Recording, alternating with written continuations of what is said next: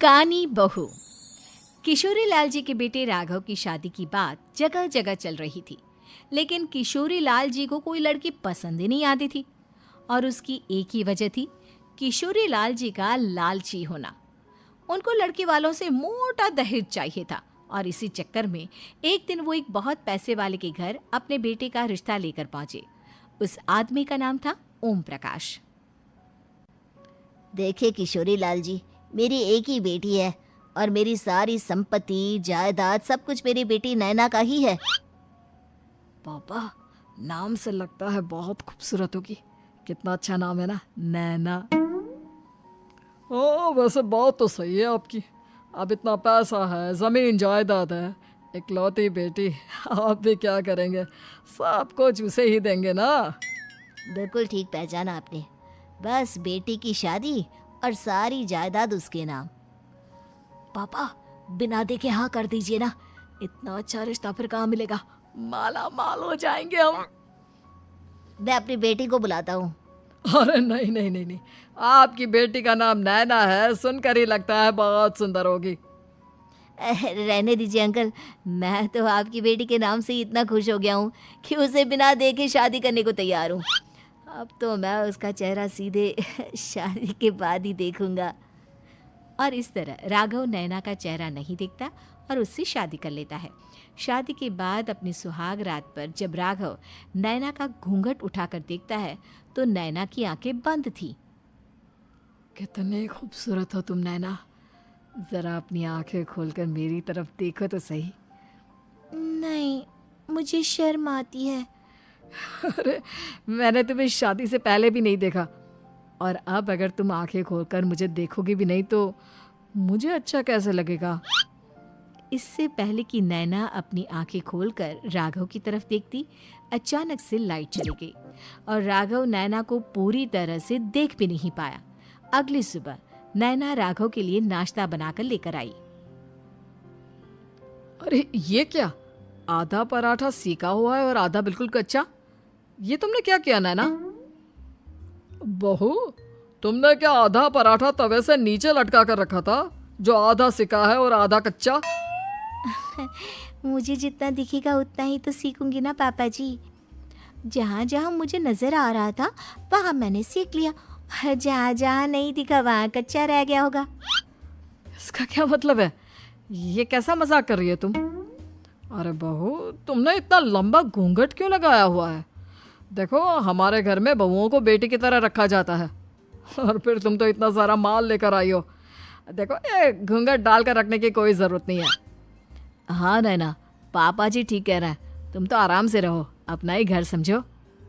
नैना अचानक से अपना घूंघट उठा लेती है। अरे ये क्या पापा, नैना की तो एक आंख फूटी हुई है। नाम से नैना, लेकिन ये तो कानी बहू निकली।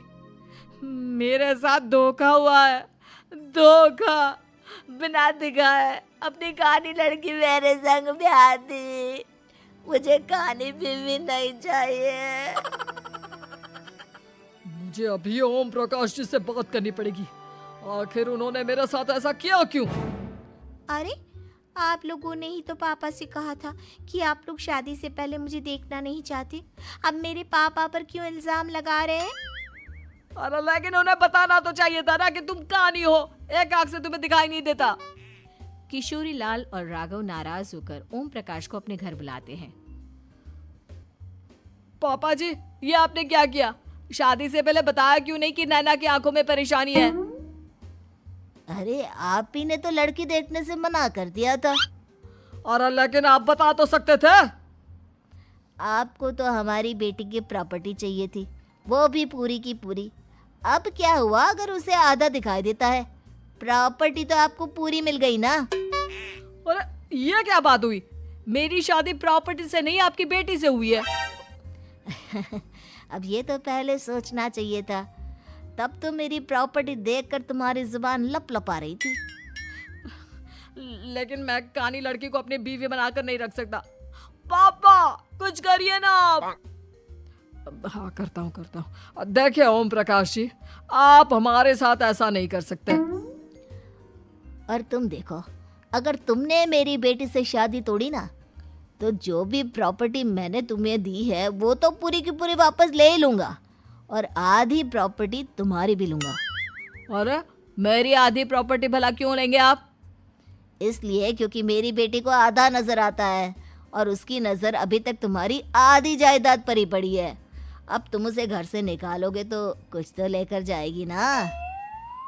और अगर हम आपकी बेटी को अपने घर की बहू बना कर रखे तो? तो तुम्हारी पूरी प्रॉपर्टी तुम्हारी ही रहेगी, और जो मैंने तुम्हें दिया है ना, उसमें से बस मैं आधा लेकर जाऊंगा। अरे लेकिन अब आप अपनी दी हुई प्रॉपर्टी में से आधी वापस क्यों लेकर जाएंगे? अगर मैं आपकी बेटी को अपनी पत्नी बनाकर रखने को तैयार हूं तो? इसलिए ताकि भविष्य में अगर तुम मेरी बेटी को धोखा दो तो उसके पास कुछ तो रहे जो पति का हो। वैसे मेरे पास तो बहुत कुछ है, लेकिन अपने पति की कोई निशानी तो उसके पास होनी चाहिए ना।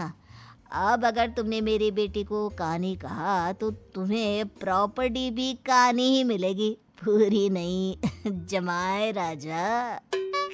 किशोरी लाल और राघव समझ चुके थे कि वो बुरी तरह फंस चुके हैं और अब उनके पास वहां से निकलने का कोई चारा नहीं है। अब समझ में आया ना, लालच बुरी बला होती है। एक तो तुम्हें प्रॉपर्टी मिली, ऊपर से बीवी मिली, उसमें तुम्हें नखरे भी दिखाने हैं। आए बड़े, चुपचाप बैठो दोनों। कुछ दिनों के बाद नैना राघव की कार लेकर बाजार घूमने निकलती है और जब कार लेकर वापस आती है, ये क्या? एक तरफ से मेरी गाड़ी पूरी खराब हो चुकी है। लगता है तुमने मेरी गाड़ी को किसी दूसरी गाड़ी के साथ एक्सीडेंट किया है। अरे अरे कितना बड़ा नुकसान कर दिया तुमने बहू। वो क्या है ना पापा जी, मुझे एक आंख से दिखाई नहीं दे रहा था, सामने से गाड़ी आ रही थी। मुझे तो सिर्फ आधा ही दिखाई दिया और वो गाड़ी मेरी कार से रगड़ते हुए निकल गई। अब मैं क्या करूं बताओ? आप इसे ठीक कराने के पैसे कौन देगा? तुम्हारे पापा? तुमने मुझसे इस तरह से बात की? अभी रुको। नैना राघव की शिकायत ओम प्रकाश को कर देती है। देखो राघव, अब जो मेरी आधी प्रॉपर्टी तुम्हारे पास थी ना, उसमें से आधी और मैं लेकर जाऊंगा, क्योंकि तुमने मेरी बेटी को डांटा। अरे नहीं नहीं पापा जी, गलती हो गई, माफ कर दो। गलती की तो कोई गुंजाइश ही नहीं। अगली बार मेरी बेटी को डांटा तो बची हुई आधी में से आधी और ले जाऊंगा। लालच के चक्कर में हम दोनों ने बहुत बड़ी गलती कर दी बेटा। एक तो तुम्हें कानी बहू मिली और ऊपर से जो माल मिला वो भी काना। इस तरह राघव की हर एक गलती पर ओम प्रकाश उसकी प्रॉपर्टी का आधा आधा हिस्सा लेकर अपना सारा माल वापस ले गया और राघव को कानी बीवी से काम चलाना पड़ा। भाई लालच वाकई में बुरी बला है।